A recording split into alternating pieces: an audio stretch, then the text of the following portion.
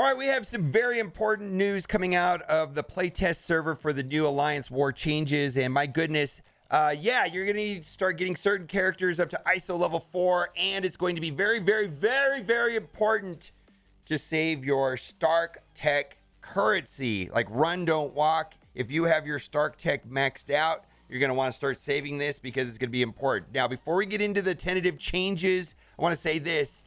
This is playtest information that is when people are now being allowed to talk about their experience on the playtest servers. All of this is subject to change. Like none of this might actually make it into the game.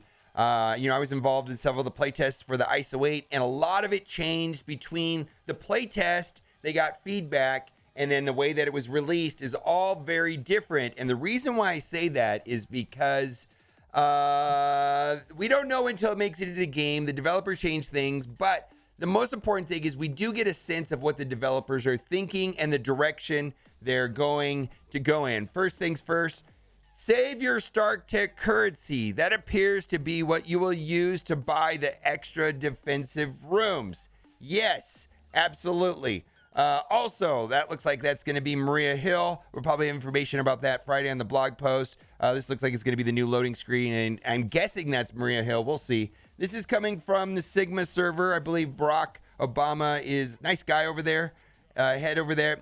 Recently, there was an MSF playtest that Sigma was invited to among the other top clusters. We had to sign an NDA, but as of today, there are some things we could share about what was tested. Keep in mind that everything that was experienced in the playtest is subject to change. Again, I just said that. So take it with a grain of salt. Playtest says individual players can purchase up to 2 slots for war, increasing the slot amounts from 8 to 10. So right now we're allowed to place 8 teams on defense. They're going to push this towards 10. And what they're saying is that the Stark Tech currency, this currency right here, which I've been typically buying, Elite 4 credits or whatever, I've got 9,000. It sounds like that's going to be important to save up because that's what's going to be used to unlock the rooms. Tentatively, we will see. If you have your Stark Tech maxed out, this is probably not a bad idea right now to save this currency for just in case it's going to be used for something. We've felt that way for a long time, but Stark Tech's been out for a minute now. So anyways, the additional slots, reinforcement slots, do not earn points towards war and isn't factored in MVP score, but it does earn war currency.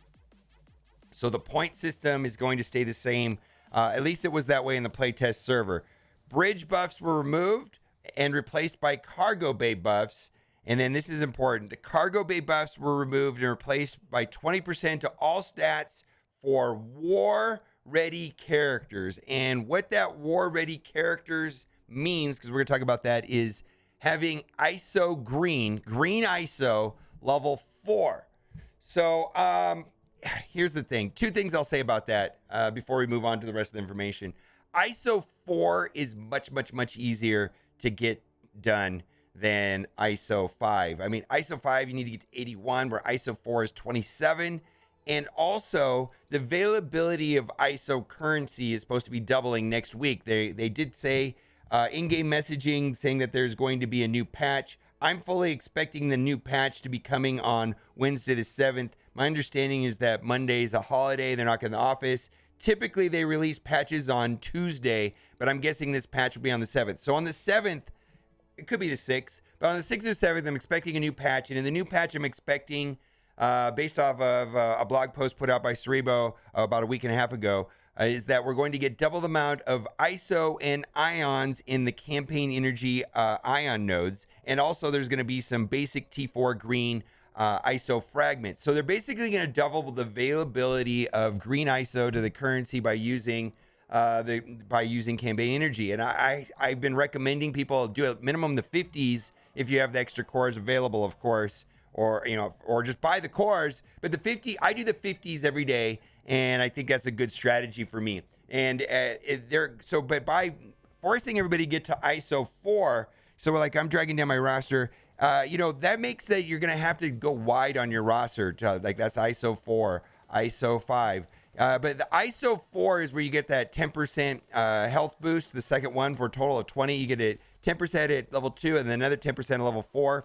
Is way easier than getting to ISO 5. My God, it's a third easier, and they're going to be doubling the availability of ISO and ions to the system as of the next patch.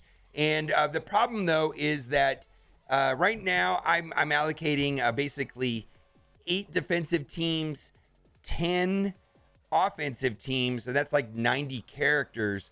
But if it goes from 8 to 10, this is going to eliminate. This is not going to be great for people that are. You're going to have to be really wide, a very deep roster. We're taking 90 characters to. We're talking about when it was just 8, taking 90 characters to ISO 4, but now we're talking about 2 extra defensive teams and potentially 2 extra offensive teams. So 4 extra teams, as opposed to right now I was doing 8 and 10, 18. Now it's going to be going to 4 more than that. So it'll be going to 22 teams. 22 times 5, a lot of characters. So let's keep reading. Hanger also gets a 10% stat to all war-ready characters.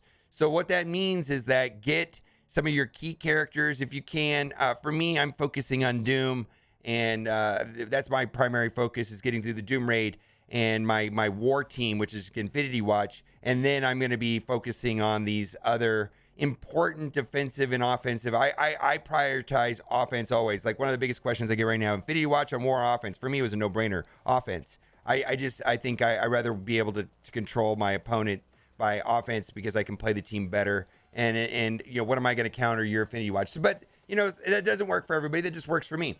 War ready character. Any character has ISO 4 green or higher. Some other changes is start with 3 war energy. So right now we start with 2, and then you can buy 4 more. So it's a total of 6 that you can do at the beginning of it. Now it's going to go for 3, and you probably still say 4. And then right now, allowed to attack 3 set slots at a time instead of 2. So right now, in war, that was kind of common for me, where I'd have to fight, work around my alliance. A lot of people attacking at the same time.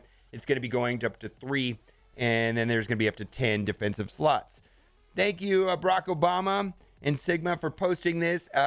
Some more context of this. Then this was Tall Shane. Thank you for forwarding this to me. He's the best. Shane's the best. And this was some context, and this screenshot unfortunately was cut off, so I can't see what this is. Their goal seems to be make war 16 to 18 hours. I was playing it with members of Cabal and top players in the game. It was almost impossible to clear before the last energy drop. I think that was before Adam Warlock and Infinity Watch was complete, though, so I'm not sure if that was a function of Heroes for Hire being hard to clear. But it was almost impossible to clear before the last energy drop. Cargo Bay will act as a second barracks for all characters on defense that are ISO 4 or higher, not just characters in the Cargo Bay. The Hangar will do the same for offense. And so these changes, of course, are very interesting. Cargo Bay buffs removed and replaced with 20% all stats for war-ready characters. Hangar will also get 10% stats for war-ready characters. And I think there were bridge buffs removed and replaced by Cargo Bay buffs. So it's kind of interesting, because bridge right now is just like counterattack or something. Not that big of a deal. So this is interesting. Now, I think there's going to be 2 groups of people that are going to take a look at this. And one group of people is going to say, my God, I don't even have enough teams now today. And now I have to do 2 extra defensive teams and 2 extra war defensive teams. And I think there's other people like myself that are going to be like, okay, whatever. I'm already kind of consolidating teams. I have more teams than I can use in a war right now. And I'm building these really cool hybrids instead of just using the cookie cutter teams.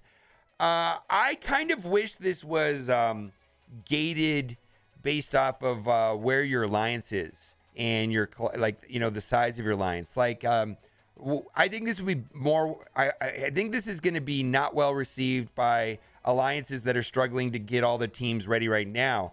And, or people are still struggling to develop out their rosters. I mean, and I think I'm kind of in a unique position. It was what I'm trying to say.